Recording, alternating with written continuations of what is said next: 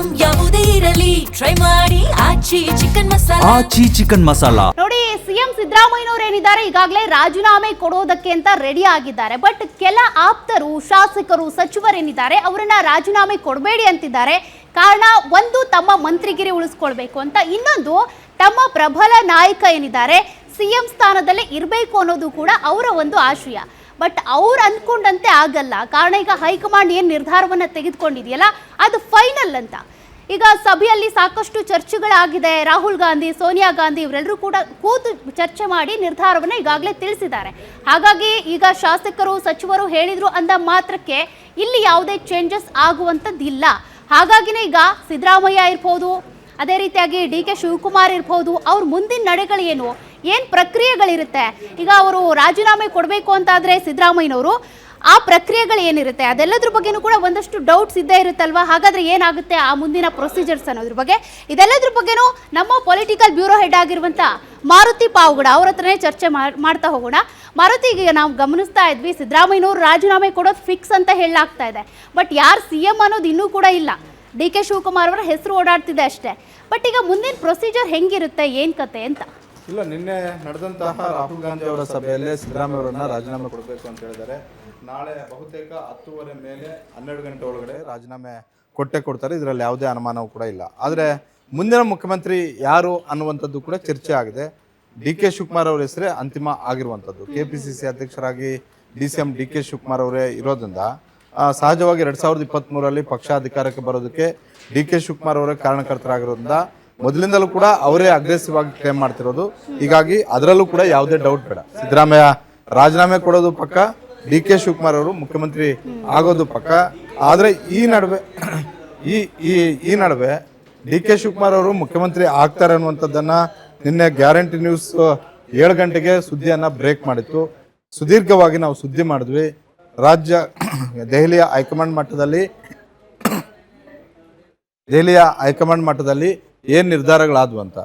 ಸಿದ್ದರಾಮಯ್ಯ ರಾಜೀನಾಮೆ ಕೊಡೋದು ಎಷ್ಟು ಪಕ್ಕನೋ ಡಿ.ಕೆ. ಶಿವಕುಮಾರ್ ಅವರು ಮುಖ್ಯಮಂತ್ರಿ ಆಗೋದು ಕೂಡ ಅಷ್ಟೇ ಪಕ್ಕ. ಇದರಲ್ಲಿ ಯಾವುದೇ ಗೊಂದಲ ಇಲ್ಲ. ಮತ್ತೆ ಜನರಿಗೆ ಮತ್ತೆ ಇದರಲ್ಲಿ ಯಾವುದೇ ಗೊಂದಲಗಳನ್ನು ಕ್ರಿಯೇಟ್ ಮಾಡೋದು ಬೇಡ. ಈ ನಡುವೆ ಸಂಪುಟ ಯಾರೆಲ್ಲ ಸೇರ್ತಾರೆ, ಎಷ್ಟು DCM ಹುದ್ದೆಗಳು ಸೃಷ್ಟಿ ಆಗ್ತವೆ, ಈ ವಿಚಾರಗಳು ಚರ್ಚೆ ಆಗ್ತಾ ಇವೆ.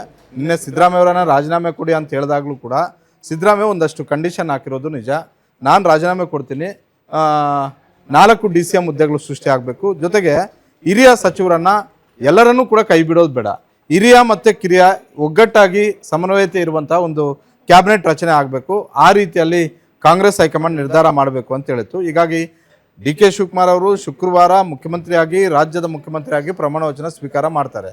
ಆ ಸಂದರ್ಭದಲ್ಲಿ 4 ಜನ DCMಗಳು ಕೂಡ ಪ್ರಮಾಣ ವಚನ ಸ್ವೀಕಾರ ಮಾಡುವಂಥ ಒಂದು ಸಾಧ್ಯತೆ ಇದೆ ಅನ್ನೋದು ಈಗಲೂ ಕೂಡ ಕಾಂಗ್ರೆಸ್ ಹೈಕಮಾಂಡ್ ಮಟ್ಟದಲ್ಲಿ ಚರ್ಚೆ ಆಗ್ತಾ ಇರುವಂಥದ್ದು. ಹಾಗಾದರೆ ಆ 4ನ್ನ ಕ್ರಿಯೇಟ್ ಸಿದ್ದರಾಮಯ್ಯ ಹೇಳ್ದಂಗೆ 4 DCM ಹುದ್ದೆಗಳು ಸೃಷ್ಟಿ ಆಗ್ತಾವ, ಇಲ್ಲ 1-2 ಮಾಡಿ ಬಿಡ್ತಾರ ಅಂತ? ಯಾಕಂತ ಹೇಳಿದ್ರೆ 4 DCM ಹುದ್ದೆಗಳು ಸೃಷ್ಟಿ ಮಾಡಿ ಅದರ ಘನತೆ ಗೌರವ ಕಡಿಮೆ ಮಾಡೋದಕ್ಕಿಂತ ಕೂಡ 1-2 ಇದ್ರೆ ಅದಕ್ಕೆ ಘನತೆ ಮತ್ತೆ ಗೌರವ ಇರುತ್ತೆ ಅಂತ.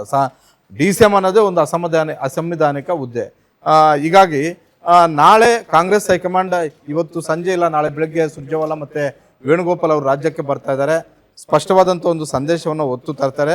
ಈಗಾಗಲೇ ಸಿದ್ದರಾಮಯ್ಯ ರಾಜೀನಾಮೆ ಕೊಡೋದು, ಡಿ.ಕೆ. ಶಿವಕುಮಾರ್ ಅವರು ಮುಖ್ಯಮಂತ್ರಿ ಆಗೋದು ಇದು ನಿರ್ಧಾರ ಆಗಿರೋದ್ರಿಂದ ಮುಂದಿನ ಪ್ರಕ್ರಿಯೆಗಳೇನು ಅಂತ ಹೇಳಿದ್ರೆ, ನಾಳೆ ಬೆಳಗ್ಗೆ ಸಿದ್ದರಾಮಯ್ಯ ಅವರು ತಮ್ಮ ಮನೆಯಲ್ಲಿ ಕಾವೇರಿ ನಿವಾಸದಲ್ಲಿ ಬ್ರೇಕ್ಫಾಸ್ಟ್ ಮೀಟಿಂಗ್ ಅನ್ನು ಕರೆದಿದ್ದಾರೆ. ಅದರಲ್ಲಿ ಡಿ.ಕೆ. ಶಿವಕುಮಾರ್ ಸೇರಿದಂತೆ ಎಲ್ಲ ಸಚಿವರು ಕೂಡ ಇರ್ತಾರೆ, ಹಿರಿಯ ಶಾಸಕರು ಕೂಡ ಇರ್ತಾರೆ. ಆ ಮೀಟಿಂಗ್ ಆದ ಬಳಿಕ ವಿಧಾನಸೌಧದಲ್ಲಿ ಕ್ಯಾಬಿನೆಟ್ ಸಭೆ ಮಾಡ್ತಾರೆ. ಕ್ಯಾಬಿನೆಟ್ ಸಭೆಯನ್ನು ಬಹಳಷ್ಟು ಸುದೀರ್ಘವಾಗಿರಲ್ಲ. ನಾಳೆ ಅಜೆಂಡಾ ರಹಿತವಾದಂತಹ ಕ್ಯಾಬಿನೆಟ್ ಸಭೆ. ಅದೊಂದು ನನ್ನ ಅವಧಿ ಎಂಡ್ ಮಾಡ್ತಿದ್ದೀನಿ ಅಂತ ಸಚಿವರಿಗೆ ಹೇಳುವಂಥದ್ದು.